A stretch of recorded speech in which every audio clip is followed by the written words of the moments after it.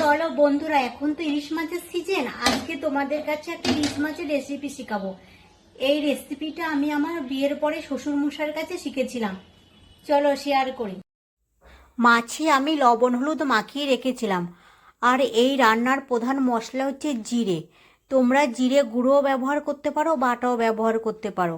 আমি জিরে আর আদা বেটে নিয়েছিলাম। অল্প পরিমাণের আদা আর জিরেটা একটু বেশি। আর গুঁড়ো মশলার মধ্যে নিয়েছিলাম লঙ্কার গুঁড়ো আর ধনের গুঁড়ো। আর জানো তো, আমি না মাখাবার সময় তেজপাতাটা দিতে ভুলে গেছিলাম। আমি তেজপাতাটা অবশ্য পরে দিয়েছিলাম। তোমরা কিন্তু মাখাবার সময় তেজপাতা অবশ্য দেবে। এই রেসিপি তেজপাতা দিলে দারুণ লাগে খেতে মাখাবার সময়। আর দিয়েছিলাম কাঁচা পাকা লঙ্কা আর সর্ষের তেল দিয়ে ভালো করে মাছটা মাখিয়ে নেব। আর ইলিশ মাছের যে কোনো রেসিপি তো খুব ভালো লাগে, মশলা ছাড়াও ইলিশ মাছ কিন্তু দারুণ লাগে। আমাদের বাড়ি জানো তো, ইলিশ মাছের এই রেসিপিটা সবাই খুব ভালো পছন্দ করে, তাই এই রেসিপিটাই আমরা বেশি করি। দেখো মাখাবার পরে মাছটা কত সুন্দর হয়েছে। এবার চলো রান্নাটা তো করতে হবে। কড়াইতেই দিয়ে দেবো সর্ষের তেল। আর জানো তো, ইলিশ মাছের যে কোনো রেসিপিতে তো কালো জিরে ফোড়ন দিই। আমি তো এই রান্নাটা জিরেটা দিচ্ছি, তাই গোটা জিরে ফোড়নই দেব।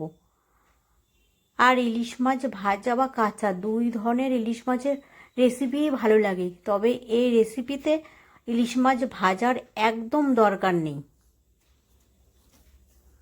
দেখো জিরেটা ভাজা হয়ে গেছে। এবার দিয়ে দেব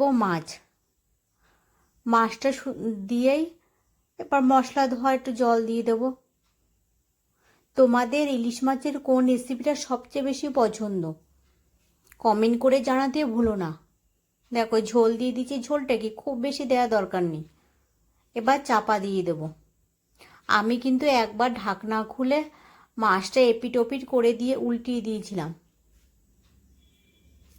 দেখো রেসিপিটা এবার হয়ে গেছে। এবার সর্ষের তেল দেব। সর্ষের তেল দিয়ে নামিয়ে দেব। তোমাদের এই রেসিপিটা কেমন লাগলো কমেন্ট করে জানাতে ভুলো না। আর জানো তো, আমার শরীর একটু খারাপ, তাই ভয়েসটা ভালোভাবে দিতে পারিনি। তোমরা কিন্তু আমার পাশে থেকো। সবার জন্য অনেক অনেক অনেক ভালোবাসা রইল। আমাদের তো সবাই সবার পাশে থাক। দেখো রান্নার পরে কত সুন্দর হয়েছে বলো। তোমাদের রেসিপিটা কেমন লাগলো কমেন্ট করে জানাতে ভুলো না কিন্তু। সবাই ভালো থেকো, সুস্থ থেকো। সবার জন্য রইল ভালোবাসা অবিরাম।